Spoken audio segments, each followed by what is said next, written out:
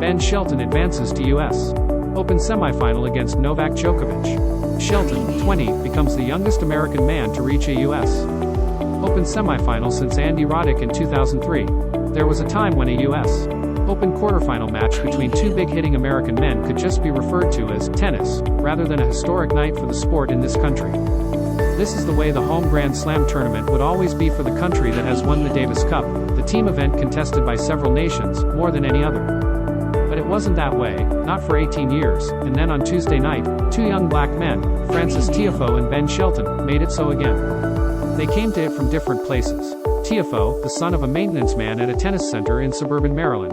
Shelton, the son of a former top 60 tour pro who became a highly regarded college coach. During the last year, they have become brothers of a sort. Tiafoe, the 25-year-old veteran who has become one of the tour's most popular players, guiding the 20-year-old Shelton, who didn't have a passport a year ago, through his first season as a professional. Shelton, the powerful lefty who serves, at nearly 150 miles per hour, and 112 meters, p.h. Forehands have become the buzz of the tournament, was right about that. Ben has wanted to play me at the Open for a long time, Tiafoe had said in discussing his game plan. Make him play a lot of balls, just try to make it a really tough night for him. On a thick, sweaty and breezeless night at Arthur Ashe Stadium that seemed to get hotter as it wore on, Tiafoe and Shelton put on the sort of tight, nervy show that stretched past midnight and into Wednesday morning. The U.S. Open is known for its late-night spectacles, storied battles that only so many can stick with until the end. It wasn't that way Tuesday and into Wednesday, as the stadium stayed loud and live and Shelton and Tiafoe traded punches and counterpunches from start to finish.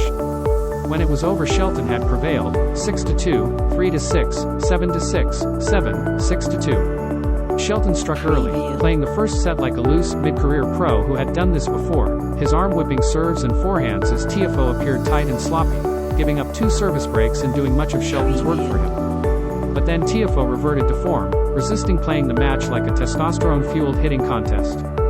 He grinded out points in games and let Shelton cool off and tighten up, as younger players often do, to draw even. The match turned on a crucial third-set tiebreaker, a seesaw battle that Shelton was on the verge of cruising through before hitting two consecutive double faults. Suddenly Tiafoe, who had given up control of the set a few games before, was on the precipice once more. Barring an injury or some other calamity, Shelton is likely to have plenty of moments like the one that happened next, with Tiafoe a point away from taking a 2-1 lead. There is a specific sound that comes off Shelton's racket when he lays into a serve or a stroke like only he and Carlos Alcaraz, the world number 1, can these days.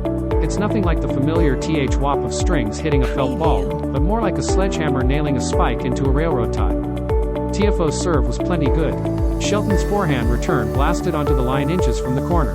Tiafoe barely moved for it. Sometimes you just have to shut off the brain, close your eyes and just swing, Shelton said.